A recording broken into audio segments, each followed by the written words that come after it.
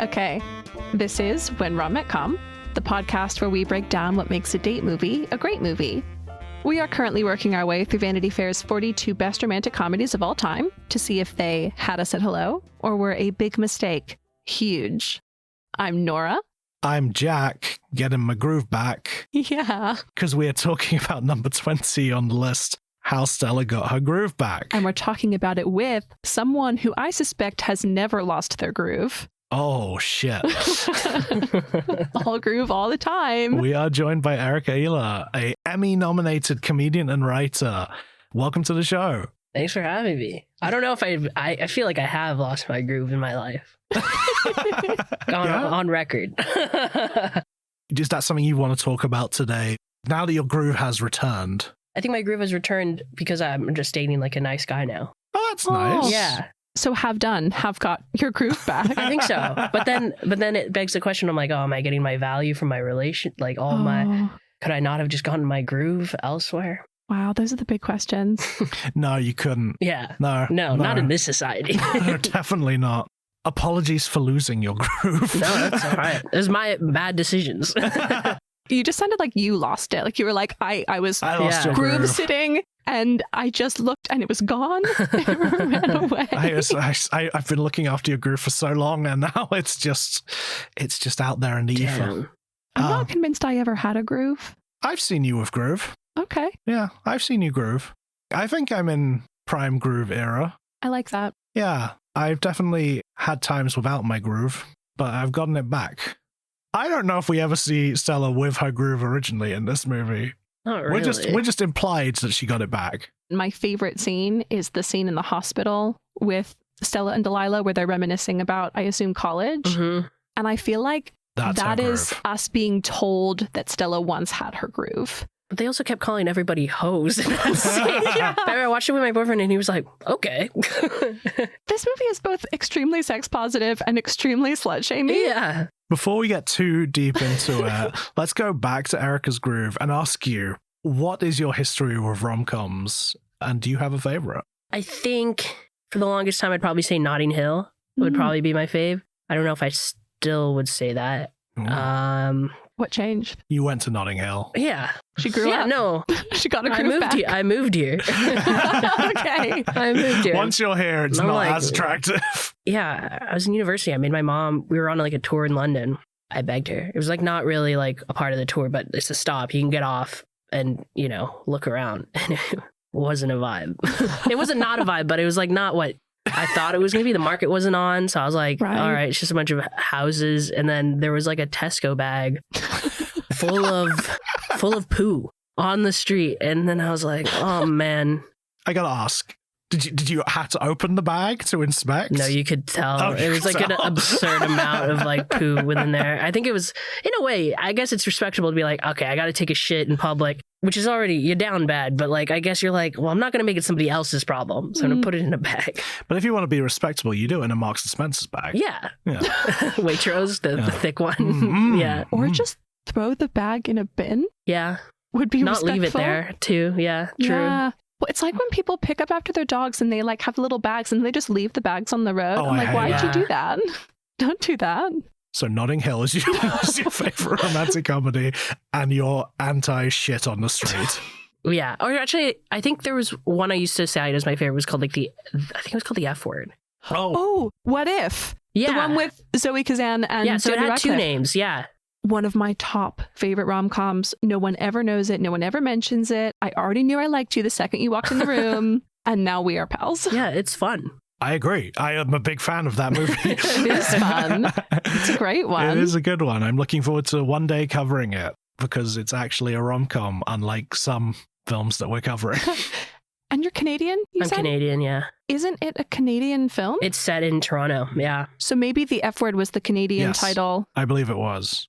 Yeah, because Canada's much bolder than the US, it would seem. I like that. I think it's a Michael Dowse movie, who is a Canadian filmmaker. Great. Well, should we have a little bit of stats on this motion picture that we're talking about today? Yeah, I'm curious.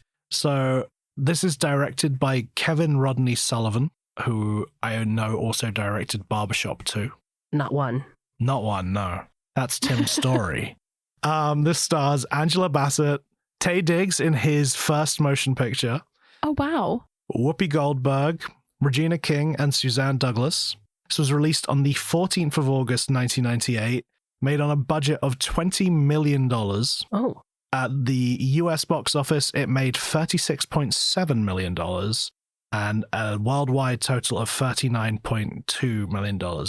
And this has a Rotten Tomatoes score of 50%. Oh, I think that's one of the lowest scores, actually, that we've had on the list. I think that and How to Lose a Guy in 10 Days had quite a low one as well. IMDb describes it as, Stella is a highly successful 40-something San Francisco stockbroker who is persuaded by her colorful New York girlfriend Delilah to take a well-deserved first-class vacation to Jamaica. That's not incorrect. It's not incorrect. It's not complete. True. That's often the case with an IMDb synopsis we found. So Vanity Fair says about this movie, in Hollywood, leading men are often much older than their female love interests, but it's still a rarity to see that reversal for women on screen. Enter Stella and her need to reclaim that titular groove. Titular. My favorite words. That's great. Angela Bassett stars as a woman in search of her next great adventure, coerced into a tropical getaway by her best friend Delilah, a perfectly cast Whoopi Goldberg, and swept off her feet by Taye Diggs, a younger island local who urges her to set fear about their retrospectively pretty tame age gap aside. What follows is a fun, sexy, proto-eat, pray, love style romp that still manages to pack an emotional punch. In honor of Bassett's frontrunner status at the 2023 Oscars, the time for a rewatch or introduction is now. And that was Savannah Walsh. Clearly written in 2023. Yeah, this list was published in 2018 and is sort of regularly updated.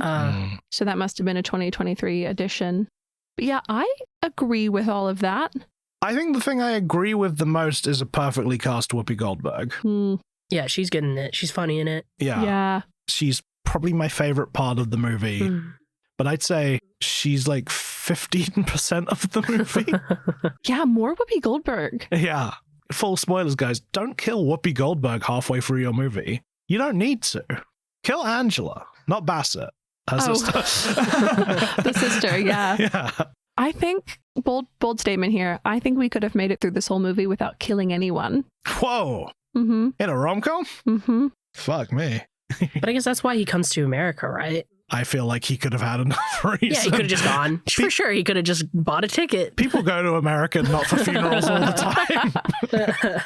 Well, there's also were you aware that this is based on a true story? I was not. I got this from the IMDb trivia. The most accurate form of research we have. The most accurate. So this was originally a novel, and the novel is a sort of fictionalized retelling of the author's relationship with her now ex-husband. Oh, ex? Yeah. So they met, they had this kind of sexy age gap holiday romance, got married. And if IMDb trivia is to be believed, a few years later they split up because he came out as gay. Oh. And there was an implication that it was a sort of visa marriage. The way IMDb trivia has it written says, in December 2004, Plummer told Macmillan that he was gay, and in March 2005 she filed for divorce. He essentially only married her so he could leave Jamaica and gain American citizenship. Which there is absolutely no way for us to know whether or not that's true. I'm not going to speculate about someone else's. Unless he comes out and says it, I guess. Sure. But it does put a sort of interesting read on this film if you then know that. Yeah. So I read this while watching the movie, and I kept feeling like he was going to turn out to be a villain at some point. Yeah. Well, it also was like on the start, he was just staring at her. Yeah. Just like, that's creepy vibes. And then also creepy vibes is just her being like, are you a rapper? Yeah. What an insane thing to say. Does anyone have any thoughts on what she meant? I don't know. I think that was meant to be a comment of like his youth. But it was just all weird. Young people are rappers. Yeah. Because Whoopi says, you're off with that rapper later in the film. So I guess it's a thing. He's got his groove back, that's for sure. Oh, Taye Diggs has never not had a groove. You said something earlier before we started recording about like, it was described as a steamy romance. And I was like, I feel like if Taye Diggs is just in the room, everybody else in that room is in a steamy romance with Taye Diggs. Have you seen that Vine? it went around where he was like pretending to be, I guess he is a smooth guy, but like he was like put his hand and his foot on a stool and then falls on purpose. But that went around. My thing I always think about Taye Diggs is that he was in a short-lived like legal drama called Kevin Hill. Mm. And I remember a girl at my school saying, yeah, I'm street. I watch Kevin Hill. Street. Yeah. Okay. Oh my. See, I'm also street because I know Taye Diggs primarily from Rent. Yeah. I know Taye Diggs primarily from the 1999 movie Go and the few episodes of Ally McBeal he was on, so I am street. Oh, also Private Practice, the Grey's Anatomy spinoff, and his guest spot on New Girl. There we go. I just need to read the description of Kevin Hill to show you how unstreet Kevin Hill is.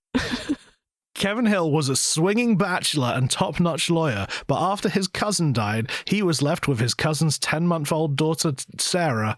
Now Kevin must deal with being a new parent and a lawyer at a new, smaller firm. Street. Step up to the streets. So street. I'm going to come out and say, like, I don't love this movie. I don't hate it, but I found the thing I think most about it is that I don't think it's a rom-com. It wasn't very funny. I also think out of all the movies we've covered, this is the first time I've really been like, well, you guys shouldn't end up together. Mm-hmm. Hard agree. This is a really weird pairing, and I don't think you guys like each other very much. It's also like, he was like, I want kids. I'm like, she's not going to give you them. No. Yeah, she's 40. Yeah. She's got one. Yeah. I mean, she could have a baby at 40. Just that does not seem like Stella's goal to have more kids. No, she just got her groove back. That's not going to help her. Kids famously groove stealing. I think so. Anti-groove. Correct me if I'm wrong. I can only think of one joke that actually comes out of the relationship. And that's when they're at the bar and the bartender who's like, thinks that Stella is Winston's mother, and they play along and then make out. I like that. I like it. Okay. I liked it. Well, wait till you get to my would do. Oh. But is that the only joke that actually comes out of the romance? I mean, would it count? The kid at the start was like, have some fun while I'm away, Mom. That's a classic Oh. joke. Yeah. I found that really sad. Classic joke, kid being like, have some fun. Get out there. Get those cheeks clapped. I'm trying to think. I'm going through the movie. I don't think Taye Diggs like does anything funny in the movie. No. I actually think it's really weird how the movie goes on about like, oh, he's 21. He's really immature. He eats cereal in the bed, but he seems like the least immature man. He doesn't feel like wacky or anything. Yeah. It's not like she's dating like Adam Sandler of this era. She's dating like a kind of like restrained nice man. They also don't look crazy together, no. you know? No, not at all. Any scene where like they would get looks is a really strange one to me, because she looks fantastic for 40 anyway. Yeah. And he was 27 when shooting the film. Right. And she was about 40, 39, 40 when they were shooting. And I think that's about the age difference they look. Yeah. I think it might even be slightly smaller than that. There's the scene where they're waiting in line for the movies and these young women sort of come up and the women give them sort of a look. And you're sort of like, but why? Yeah, it's not believable that people would be freaking out that much. No. Particularly the bartender being like, that's your mom. That's insane. So my read on it is that she knows that they're not related, but is trying to... I did think that for a moment. You know? Winston is a very mature 20 going on 21-year-old, but that still puts him at like, let's say his mental age is 30, she's 40. Like she's still way ahead of him in life. And he's off running to the video store, renting Booty Call and Lion King, which I was personally offended by. Like when she attacked him for that, I was like, I'm in my 30s, I'd do that. If I had the chance to run to a video store, the first thing I'd be picking up is Booty Call and Lion King. Rude. It's weird that that's what started the fight too. It is weird that that's what started the fight. That they got when they went to the cinema and then they ran into their friends and they went to go watch a prestigious movie and they watched a comedy and then that's when it starts getting rocky for them. It's so weird. And you have the shot of them watching the comedy and everybody's laughing apart from Stella, which just tells me that Stella hasn't got a groove back yet. Yeah. The only times that I really feel like she sparkles is when she's with Delilah. Yeah. I mean, yeah, that scene in the hospital is really fun. Or when they first see each other, when they both get to Jamaica, that is delightful. And the whole, like, they're so excited to be on vacation. And the guy says, like, oh, ladies, welcome to Jamaica. And they're like, that's such a nice scene. Also, fun fact, the guy who says, welcome to Jamaica, that's the actual husband. The guy Taye Diggs is playing the fictionalized version of. Now we know. Little cameo. We love a cameo. We do love a cameo. Yeah, it's interesting because we started off the movie with an uncredited Victor Garber. Oh, yeah. I forget. So weird that he's not credited. He's in like 3 big scenes. He didn't want people to come in thinking it was Titanic 2, you know? Sure. He was like, let Stella have her moment. It's only a year after Titanic. Man's the most famous man in the world. Only second to Leo. Of course. And you've got like Stella, just quite a straightforward person. She has a kid who I thought the kid playing the kid was very good. Yeah, he was great. He was fun. I love the scene where he tells off Winston and she's like, shut up. Yeah. The like, let's have a man-to-man talk was one of my favorite scenes in the whole movie. That was so sweet. But I will say, like, whilst I have problems, I mean, I think Angela Bassett's great at whatever she does. I think she's a wonderful actress. And I think it's insane that, like, I saw her in Mission Impossible this year and she still looks exactly like she looked in she's that aged movie. incredibly well. Like, what a beautiful woman. And Taye Diggs also looks incredible. I do think that, Whoopi is great. And I also love Regina King, who are just like characters in search of a rom-com. Like, they are, like, you were talking to me earlier about how funny it is, like, the ambulance scene where she's like, they're loading people into the ambulance, she's on the phone, and then they're like, come on, and she's like, be patient. Yeah. And like, that's great. But I do love the barbecue scene where we get all the family members. That's really fun. Yeah, they all come out and they're trying to get a look in the car. Yeah, the black that's tinted great. windows.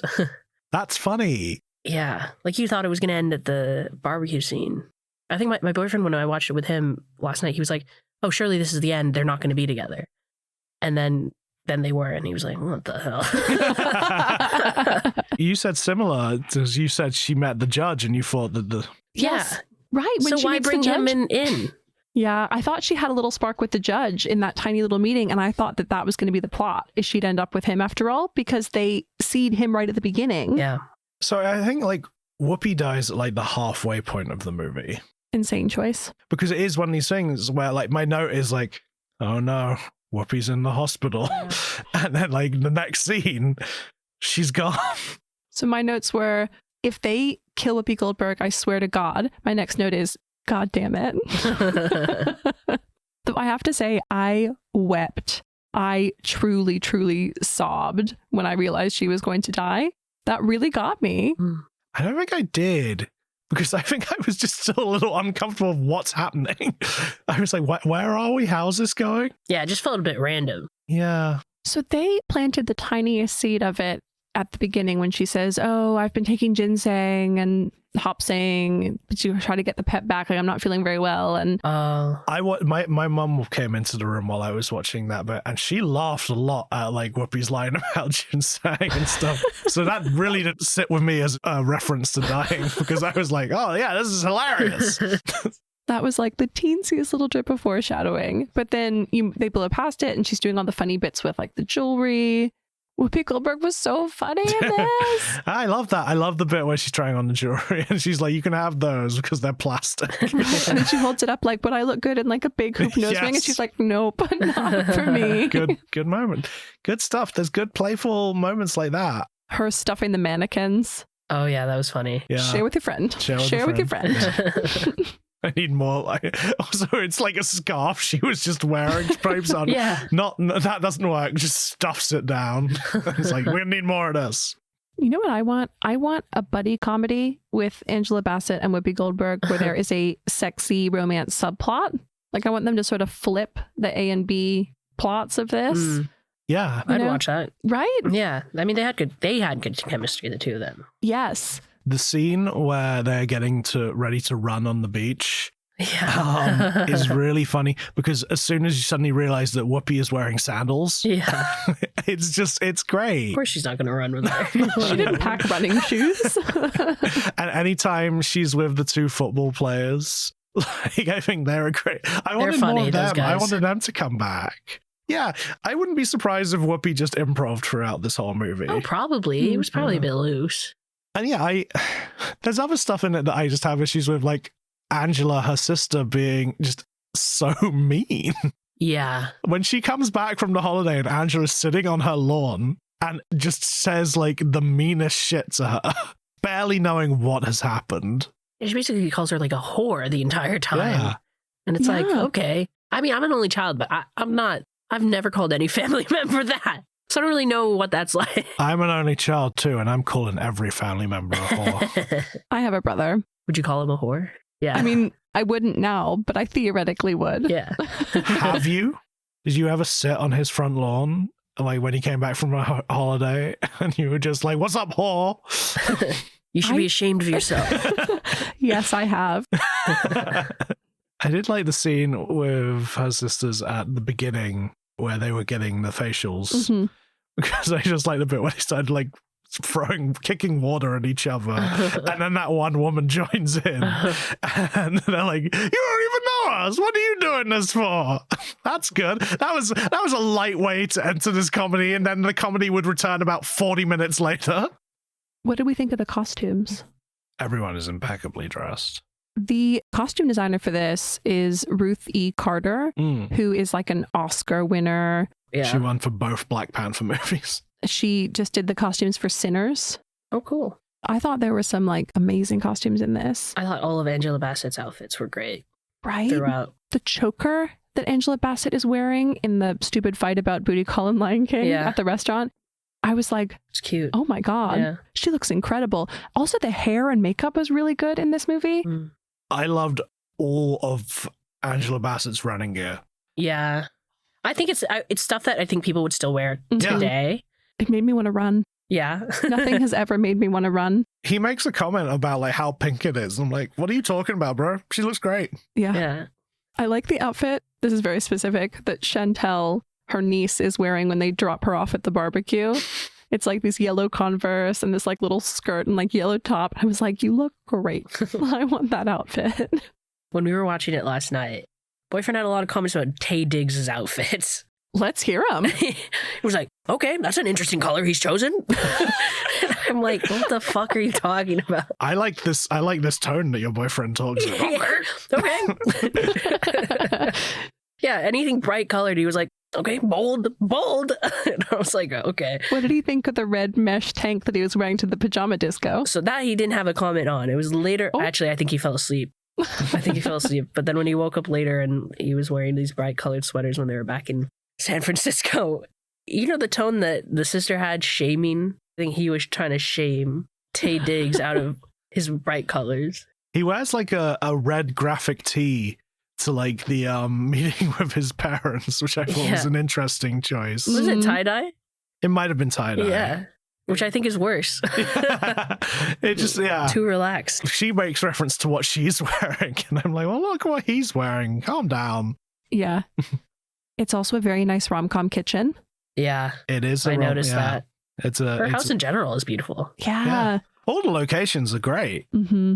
The shot from after Delilah dies, and you have the shot from like the building, which I assume is the hospital, panning to the church, which is quite dark and ominous when you think about it. But it's a really lovely idea. Yeah. There's a lot of like that kind of stuff. Jamaica looks incredible. Mm-hmm. The resort, I would love to stay in that resort. I just like that bit where like Whoopi and Stella were just like lying on bed together. Mm-hmm. Like, sweet. More of that. Looks great. Every scene with the two of them, incredible. So I talked a little bit earlier about like the age gap romance is quite a popular thing now. We got stuff like The Idea of You, the one with Zac Efron and Nicole Kidman. Oh, A Family Affair.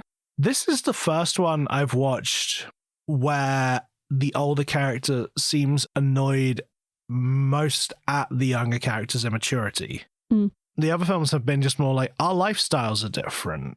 I have grown up and like I'm more like settled in my lifestyle, and you're young and you have like lots of things to do still, and we are at different time periods. This is the first one where the arguments were just like, you eat cereal in bed.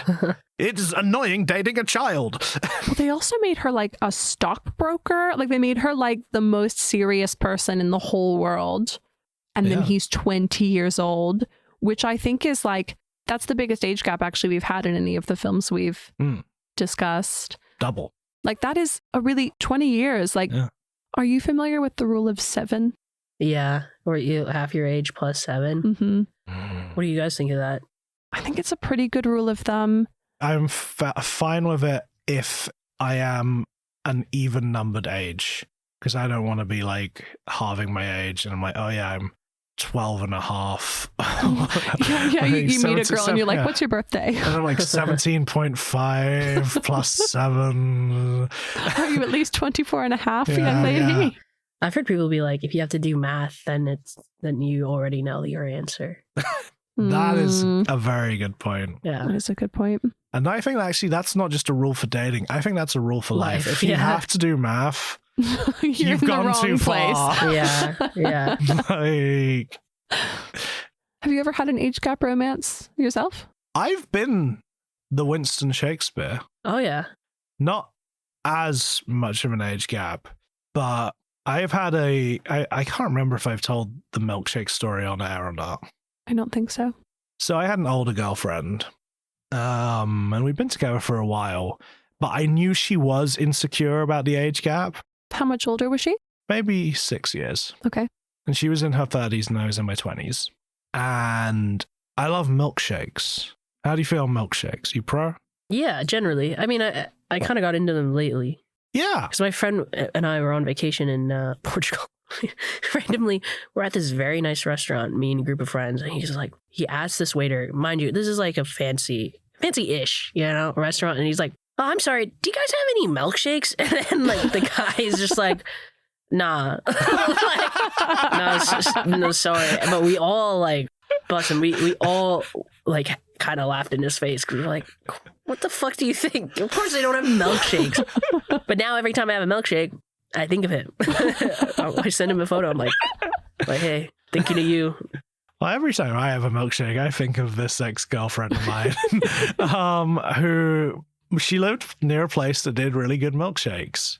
And it was a hot summer and we'd be like hanging around and I'd be like, oh, do you want to get a milkshake? And then finally one day I'd ask like, oh, do you want to get a milkshake? No, I don't want to get a fucking milkshake. Oh, no. She's like, you always want to get a fucking milkshake. And I think it was a little bit to do with the fact that like it was something that she saw as like the age gap between us.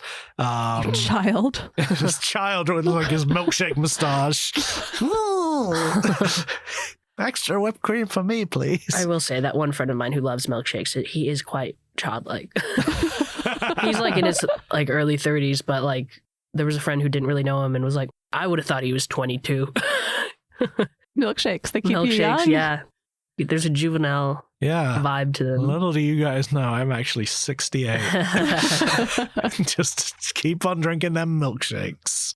Have you guys been in that situation, in this sort of Stella got a group back situation? Never as that much, but I've always kind of been the younger one for the most part. Yeah. I think the biggest was like 13 years. Okay. Wasn't great. You got your groove back. I genuinely did get my groove back after that relationship. Oh, it was like, it sucked the life out of me. Oh, wow. As in like the grooveless time was the relationship and the getting the groove back was when it was over. Yeah. Which is a bad sign. If you instantly feel relieved when you're out of it, you're like, oh. Oh, yeah, I've had that. Yeah. I've definitely had like end of a relationship. I'm like, oh, well, things are better now. Yeah. I think though, I was joking to my friends this summer. I'm like, if things don't go well, next relationship, inappropriately young. Oh, yeah? Yeah. And what would the inappropriately young age be for you right now? I think probably 20. I'm 28, but so I can't really go any younger. I guess I could do 18. Well, so it's half your age. So you're 14, what, like plus than 21? Yeah. Yes, you got to go 20 if you want to be inappropriately young. Yeah, you got the 18 to 20 window. Yeah. To play 18-year-old. That's crazy. Because you are with a teen. No dispute. That is 18. It is 18. Yeah. Well, I'm glad we all got our grooves back. Nora, do you have a game? I do. Jack's favorite awards show is the MTV Movie Awards. Oh, yeah. And specifically the Best Kiss Award. Okay. So in 1998, the year that this movie came out, there was an award. There are 4 nominees and 1 winner. And your options for this game are you can either help Jack guess what those movies were, or you can help me come up with hints. I'll help you think of what the movies might be. Okay. Can I, just first off the bat, Titanic? Yeah. Yeah, Titanic. Victor Garber kissing the boat? Obviously. Uncredited Victor Garber and the uncredited seafaring vessel. Yeah, Titanic was one of the nominees, but was not the winner. Fuck! Mm. Shitting hell. Okay. The winner is a rom-com that has been frequently mentioned but never covered on this podcast. That's not going to help you, Erika. So it is a rom-com. Is it to be covered? Is it on the list? It is not on the list. Okay. It is an iconic rom-com kiss. It's an iconic rom-com kiss. Is it Julia Roberts? That sort of era of rom-com star. Sandra Bull? Look. No. I just realized, I should give her a full name. She deserves that, at the very least. What, Hugh Grant? The man in the kiss is not an iconic rom-com lead, but has done multiple rom-coms, just not someone you would normally associate with a rom-com, more of a comedy star. Okay. Can I ask, is this a 97 or 98 release? It is a 1998 release. Okay. The woman is a rom-com star who was a child actor initially, grew up into rom-coms. Drew Barrymore. Drew Barrymore. Oh, it's never been kissed? No, it's The Wedding. It is The Wedding Singer. Oh. It's so good. It is my favorite rom-com kiss of all time, Church Tongue. Yeah, I love that. We talked about this before on the podcast. The description of Church Tongue is one of my favorite things. So, okay, we've got Titanic. We've got The Wedding Singer. There are 3 I more love movies. that The Wedding Singer beat Titanic. Me too, and it fucking deserves to. I love Titanic, but I'm sorry. You want anything to top Church Tongue? Fuck off. No, I agree with that choice. All right. This is why these are my favorite awards. The MTV Movie Awards fucking rule. We have got a 1997 American romantic comedy drama, and this is a same-sex kiss. 2 women. Dun, dun, dun. 2 women in 1990. Is it Wild Things? No. It is not. No, that's not what you described. I have not seen this movie, but I have heard that it is sort of problematic in its portrayal of lesbians. Is it Chasing Amy? It is Chasing Amy. Oh. Yeah. Chasing Amy is problematic. It's something I want to go back and rewatch, and I'm sure we'll cover it at some point. I think it'd be interesting to talk about. It was one of my favorite movies when I was a teen, though. Yeah, same. I liked a lot of his films, particularly that one. Yeah. Because it was a bit softer than his other comedies. Yeah. Kevin Smith, right? Yeah. But the message of it is weird. What is the message? They're kind of just just fuck who you want. Yeah, they're kind of fuck who you want, but it also comes off as well, you did just need to meet a man a little bit. There's undertones of that, but unintentionally. That's not what he wanted. Yeah. There's a documentary that came out a few years ago that I haven't seen, but I hear is really interesting, called Chasing Amy. Oh, yeah. And it's about someone who that film was an integral part of their coming out process. And they go back and they sort of research into how people have been impacted by the film. I'd love to watch that because I think that's a really interesting way to look at that film in a modern lens. So who was the kiss between? Oh, it's Joey Lauren Adams and Carmen Llewellyn Lee. Yeah? Yeah. All right. 2 movies left. One is a drama that people quote all the time. Good Will Hunting. Yeah. He's too good at this game. I could never. The kiss with Minnie Driver and Matt Damon? Yes. Yeah. Well done. How'd you like them apples? How do you? Good Will Hunting, which also produced by Kevin Smith. Good Will Hunting 2 in Jay and Silent Bob Strike Back is one of the funniest things I've ever seen. It's really good, and I think about it a lot. That's all. This is a very funny bit. We've got a comedy. That's it. That's it. Because normally Wikipedia does these really interesting. It'll be like a comedy action. Is it There's Something About Mary? It is not. No. Do you think I've seen it? It is also a same-sex kiss. It is two men. Oh. Wikipedia says, inspired by an emotional Academy Award acceptance speech by Tom it's Hanks. In and Out. It's what? It's In and Out. In and Out. You guys, you gotta see In and Out. In and Out's great. The, my God, what's his name? Kevin Kline? Yeah. Yeah. Yeah, we had a VHS at my house. Yeah. Kevin Kline and Tom Selleck. Yeah. I have not seen it. I had never heard of this. The plot is that Kevin Kline's former student wins an Academy Award, and while he's accepting it, he thanks his teacher, and he's like, "Thank you, Mr. Whatever, Mr. Brackett, who's a great teacher," and he's gay. And this is just on the eve that he is about to marry Joan Cusack. Joan Cusack gets the Oscar nomination for Best Supporting Actress in this movie. Fucking well deserved. Good movie. Really wild. And from that, it is this am I gay? Am I not gay? He is the guy in the town who made them do a Barbra Streisand film festival and stuff like that. And so it's a lot of questions on masculinity and such. Mm. It's really good. It's a Frank Oz movie, and Frank Oz is fucking great. Interesting. I've literally never heard of that movie. Good title. Okay. Well, there we go. That is the game. And that is the game. Do either of you have a best song that you'd like to add to our rom-com playlist? I think Could You Be Loved being on it is funny because it's just first thought, oh, we're going to Jamaica. What should we do? What should we play? But it's just a good song. It is a good song. Yeah, no, it is.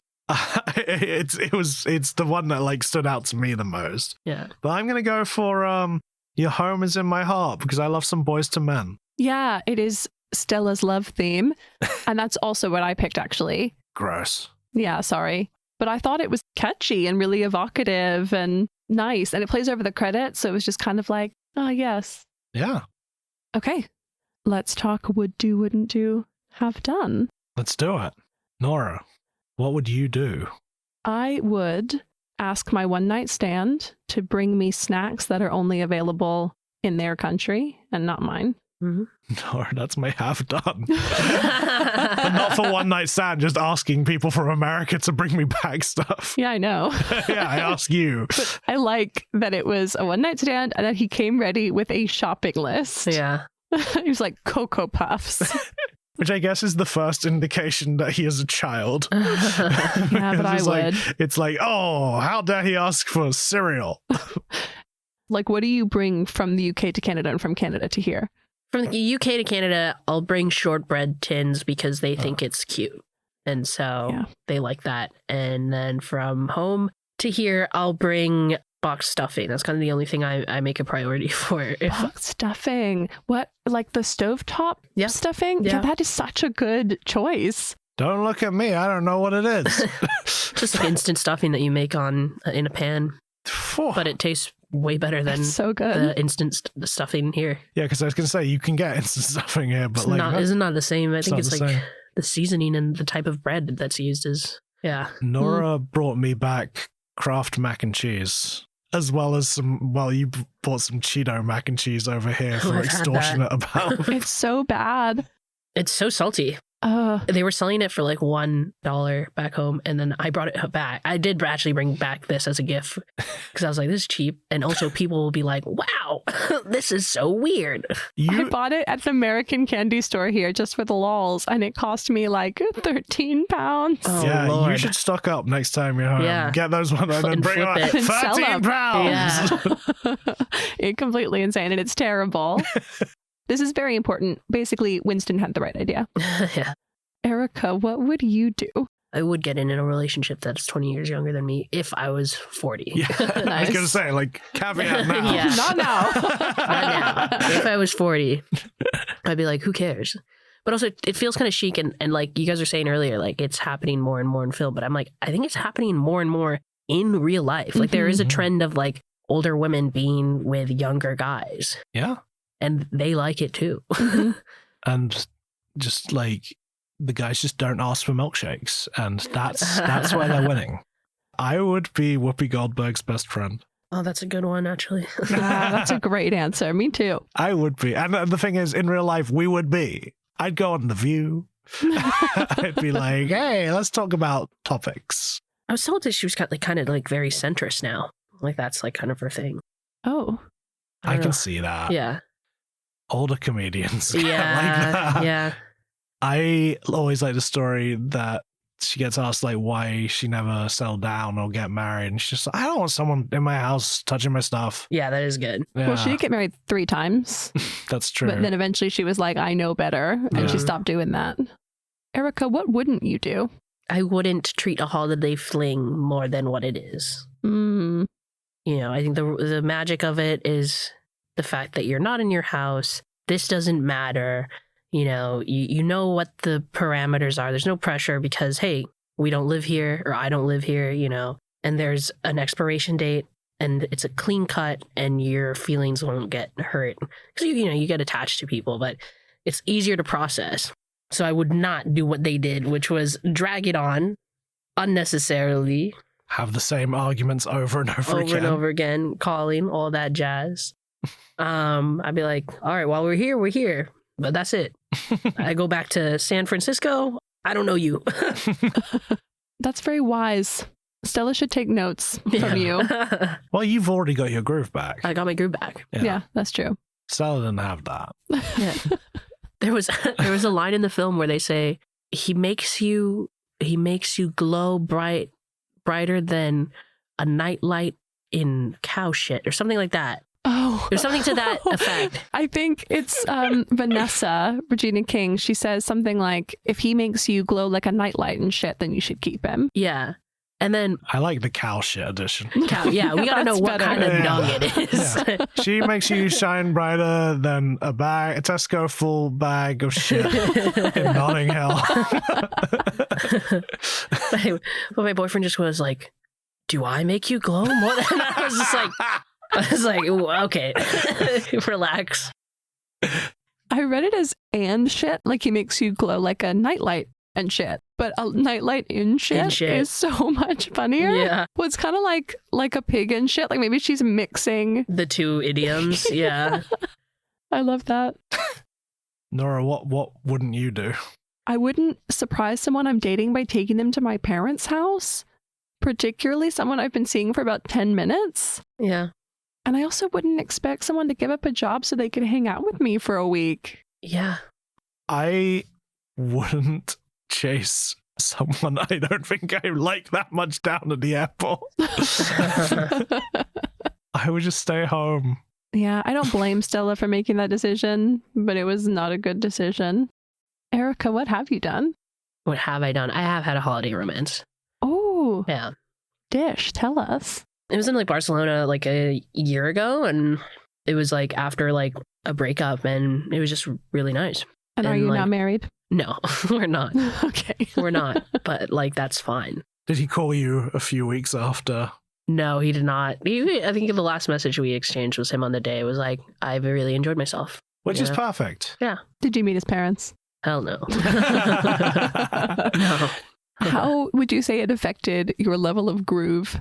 Well, I think like because I had just left quite a nasty relationship where my self-esteem was quite low afterwards because he broke up with me in quite a harsh way. Mm. To have someone who was a billion times hotter, like, be interested in me, got my groove back. And also it was just like, it was just nice. Like, it was just nice. Like the boundaries were clear. Whereas the last guy prior to that was like, you know, taking a lot of liberties with what his narrative was, I guess. Mm. Where, yeah, it was just nice. And then I came back and remember I was with my friends on this trip and I was like, yeah, I think this guy's like the hottest guy I've ever been with. And they were like, yeah, you're capable of that. Yeah, so, I love that. Yeah, me too. That's the wholesome moments we need on the show. Yeah. And also it backs up your point about you know what a holiday romance is. You know what the limits of it are. More than what it is. Yeah. Yeah, putting your money where your mouth is. Yeah. I like it. Jack, what have you done? Well, thank you for asking. I have ruined the mood for a bit, as Winston does with the ice. Was that meant to be a bit though? Or I thought he was trying to be sexy because like there's like ice play with that one movie. What is it called? Oh, like 8.5 weeks. Yeah. I thought he was getting like a little bit like intro level kinky. Yeah. But and then she didn't like it. Then he sort of made it a bit to try to save it and it didn't work. That was so painful. That was like secondhand embarrassment central. That's so Jack Gregson. Oh, I hate that. Erika, as a comedian, what are your feelings on a bit during sex? A bit? I don't know that I'd like it, but I think you should be allowed to laugh. If something just happens, you like just laugh. It's weirder if you don't. Oh, for sure. Yeah. I don't always do the bit. Uh-huh. I'm learning. I'm growing as a person. But maybe it's a comment on how bad it is. I got to spice it up with a bit. Ooh, maybe. I don't know. I have no opinion on that. I have been the obviously less fit one during a workout. Yes, so have I. Yeah, me too. Yeah. You're not alone in that. But I've never done it to the point where I'm just like, you go ahead. Oh, I have. I like it. Well, like 30 seconds in. Yeah. Oh, wow. It really depends on what the workout is, but I have really been like, I am not up for this. I've always tried to keep up. I don't have any pride, so I don't feel. Did you not just hear my story? I don't have any pride. Shall we rom-com braid out this? Yes. So the rom-com braid out is our scientifically accurate method of rating rom-coms, where we rate it on a scale of 1 to 5 on leads and chemistry, supporting characters, and plot, and then a scale of 0 to 100, 0 being more romantic, 100 being more comedic. Leads / chemistry. How are we feeling? Out of 5? Yeah. 2. I said 2. I went 3. You're kind. The thing is, they look good together, but they just don't make any sense character-wise. Yeah, that's my feeling. I'm not rooting for them in the movie. I thought they were both individually great. I thought they played very nicely off of each other, but I wouldn't call it like crackling chemistry. I think what you said earlier, Erika, about how she and Delilah have incredible chemistry, 100%. The screen lights up whenever they are together.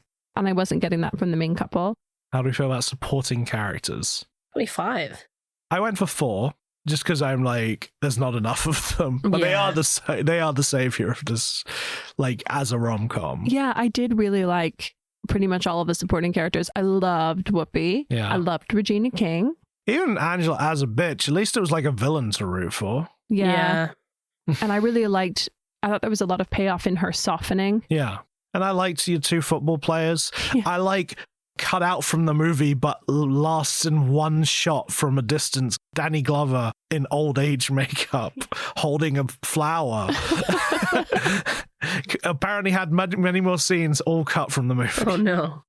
I loved the ex-husband. Yeah. I loved everybody at that party. Yes, the parade of people coming out to the car, as Erika mentioned, was a really, really good moment. Didn't like Winston's parents. No.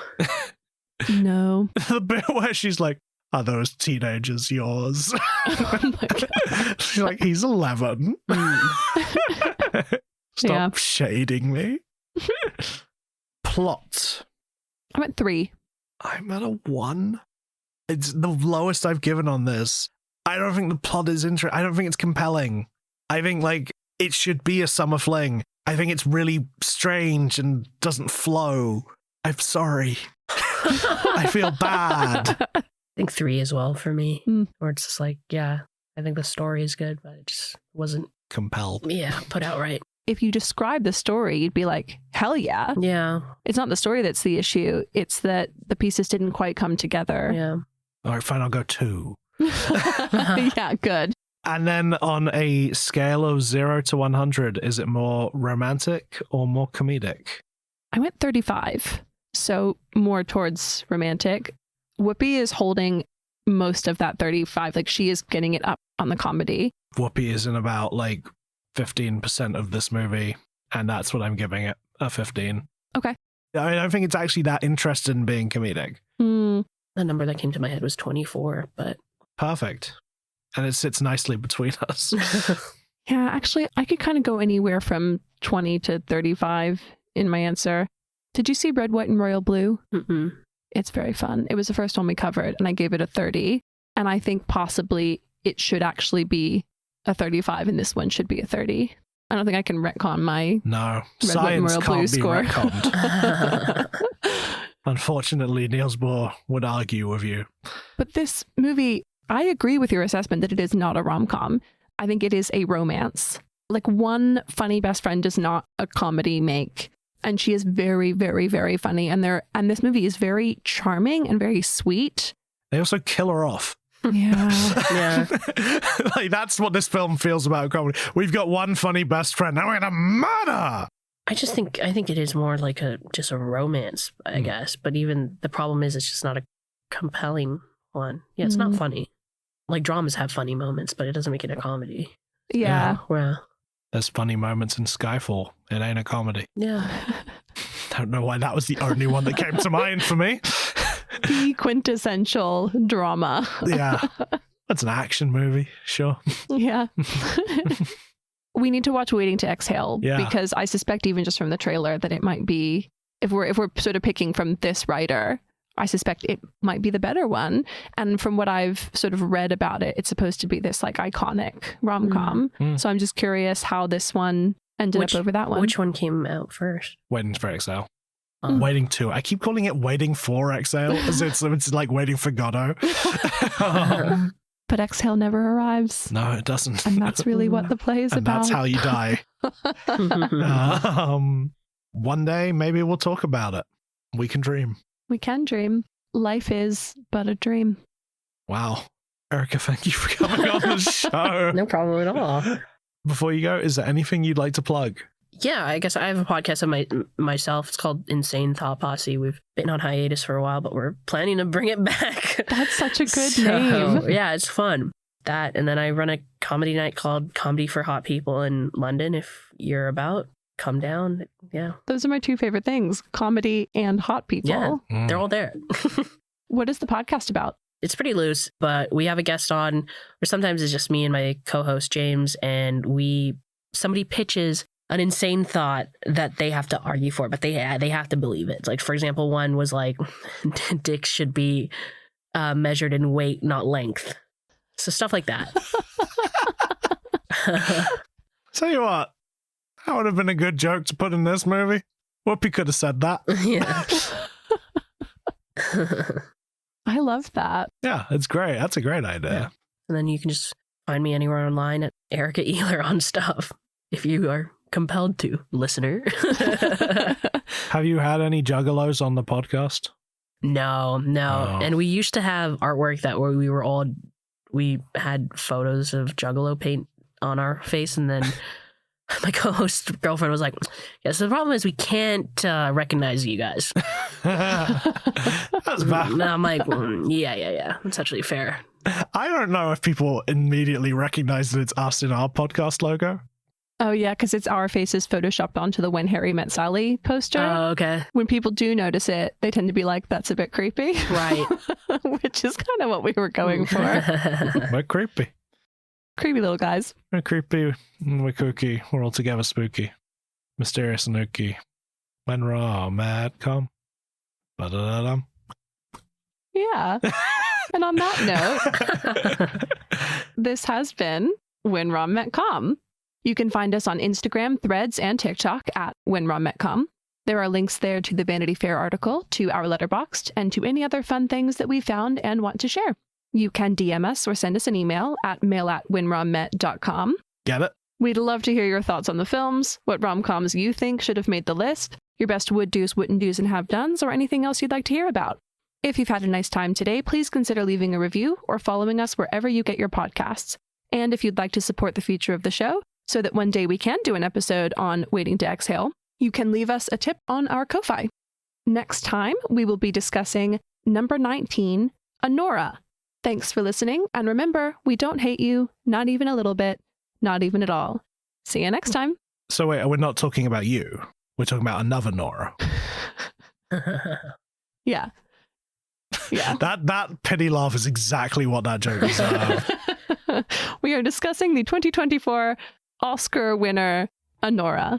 We are not discussing me. Or another Nora. Or another Nora. Nora Ephron. Nora Ephron, yeah. Cool. Bye. Bye.